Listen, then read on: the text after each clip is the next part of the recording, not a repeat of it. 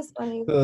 So tell us about your background character. Who's he? Who's he? Tell the people at home. So for those that don't know who Julius Malema is, this okay, so basically he is the reason Julius Malema is like he's a South African politician, ideally, but this boy is not talking politics ever.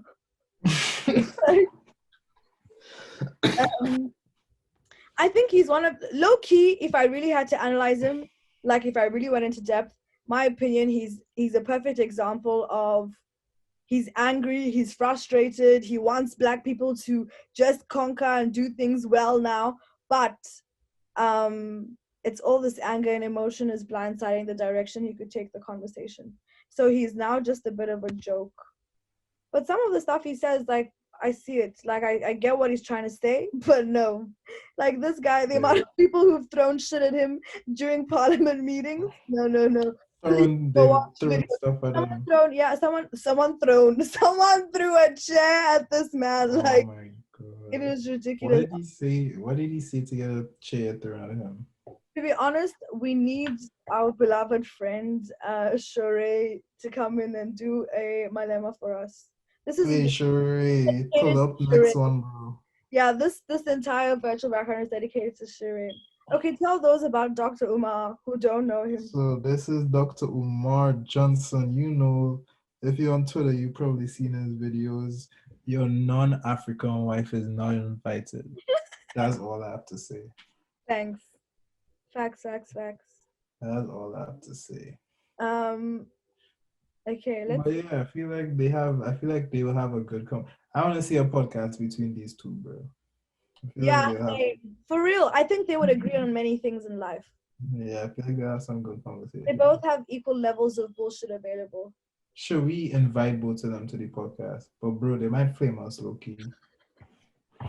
Low-key. But yeah, Dr. Umar, don't be afraid to pull up.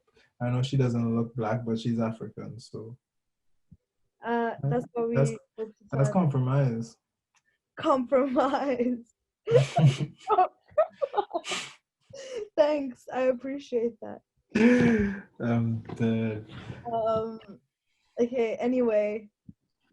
What Akil, what have you watching recently that's really like hooked you? Watching? I mean, I don't think have I watched anything recently? I don't think I have, honestly. Like the last thing I can remember was this movie I watched on Netflix. It's called Estoy, Aqui. I think I told you about it, but it is cool, bro. You did. Yeah, but let them know. Let the fans know.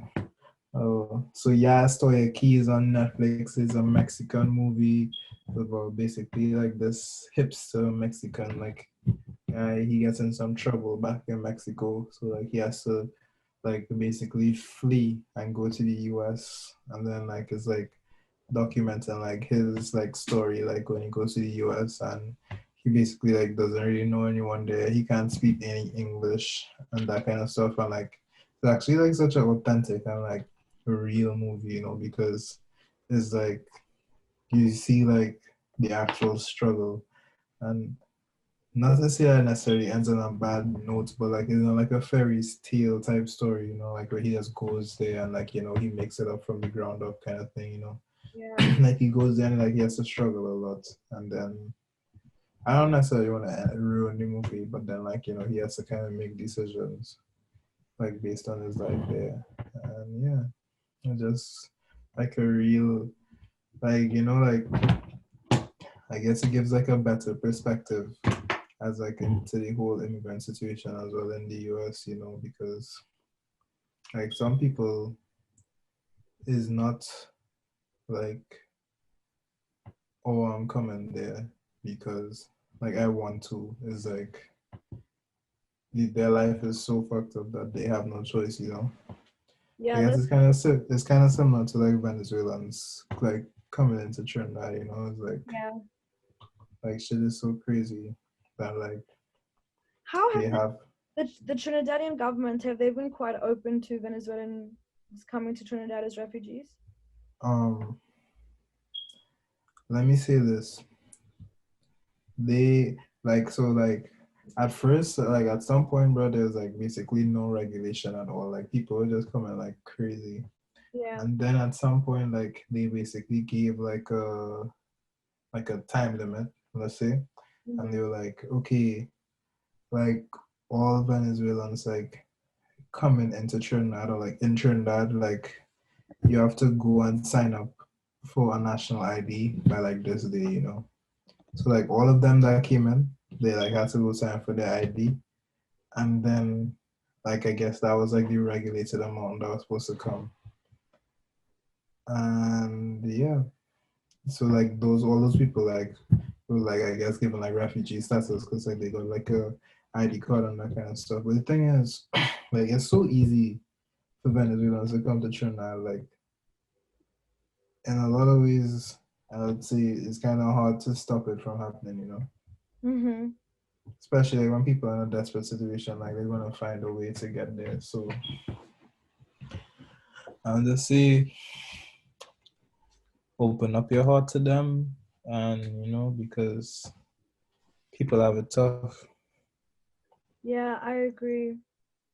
I agree. Like with the entire way the world is going, you cannot expect to hold people behind based on the association of nationality or borders or nation state structures. Like the world is becoming too globalized in a both positive and negative way, where Mm-hmm.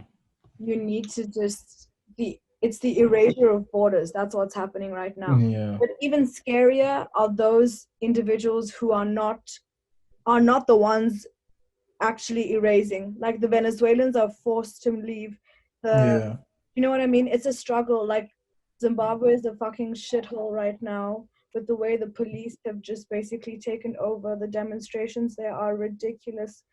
And like at this stage, I would expect countries like South Africa and Botswana to actually step in and help out. But that's mm. the opposite of what's actually been happening, which is a story on its own. But yeah, no, refugees, we gotta let them in. Like right now, the world is going through a refugee crisis where it's due to the erasure of nation state borders. Like look at Yemen, look at Palestine, Syria, Mm. look at Lebanon, like look, and then you've got places, Yeah, look at Venezuela, like literally the exact same thing. It's the erasure of borders due to political instability, due to just like the country's been fucked by too many factors that it can't even remind yeah, itself right now. And that's just ridiculous, and it's just sad that that's come to the States. So you've got a lot of refugees that are running away because of war, the war crisis. That's what it is. But in mm. the future, we're going to run towards a area where we're going to have environmental refugees, because Exactly. people's you know countries are flooding, like So I'm damage, not gonna go underwater, bro. underwater, like for real. That's going to happen, and that's going to happen. And when that happens, we've got to make space in the spaces that we've got, and we've got to let people in, and we've got to give. I agree, open up your heart, like open up your heart, do a little something nice for them, like Yeah, you know what I was thinking about? That's crazy to me. It's like, bro, so like these European countries, like they came to like wherever, like Africa, Caribbean, all these places, right? hmm. Did all their shit, whatever. Not even focusing on that part, right? But Yeah. now today is like European countries and like the US and like basically all these countries are basically where people are from. They could travel anywhere in the world like so easy. Like most countries don't even like need a visa to go to, nothing Yeah. like that. Yeah. But then the other way around is so hard, bro. Like they know they don't want to let you in their country. Yeah. Like how does that even make sense, bro? Like these like I was just thinking about it, right? It's like for someone like me, it's like I can't go to a country that I don't necessarily don't know anyone anymore because like if especially if I need a visa to go there or something. Mm-hmm. Like I can't just like hop up and be like, oh yeah, like I want to go to I don't know Denmark today or some shit. Yeah. Like it's very likely that they won't let me in their country, because they think I'm coming to Fact, stay for and real. like take their welfare and all that shit. Yeah. But then these motherfuckers literally like it's like a whole brand, bro. Where like they get up and they go to like these people that like just buy a random plane ticket and go somewhere and then they could travel to all these countries and then like just Yeah, but hitchhike it it's of through. a stamp and a passport. It's true. Only It, white people could do that, bro. it's true. Just even I would say even just the privilege of having dual citizenship. Like I know sometimes it comes from two different parents, and Mm, that's the that's the evidence of erasure of borders. But that child actually grows up with the advantage to benefit from two systems. You know what I mean? To have their yeah. in two systems. But yeah, it blows my mind how restrictive passports are. You know what I mean? You technically Yeah. supposed to have this piece of document that gives you the ability to move in and out, but it's so restrictive in certain cases. Mm-hmm. I mean, yeah, just In the most entire cases, COVID bro. 19 thing, COVID-19 pandemic happening. Look, like the US is the worst passport in the world to have. Mm-hmm. The No one worst wants to go passport there. world and to have. Who would have thought we would ever be in a condition where that was the case? Like, I know so many people whose mothers, when they were pregnant, flew to the US in their like 6th or 7th month, gave birth to their child in the US just so they could get a green card. So now I think it's a bit Um, because I'm like, what use is that passport? It's absolutely useless right now. yeah, bro.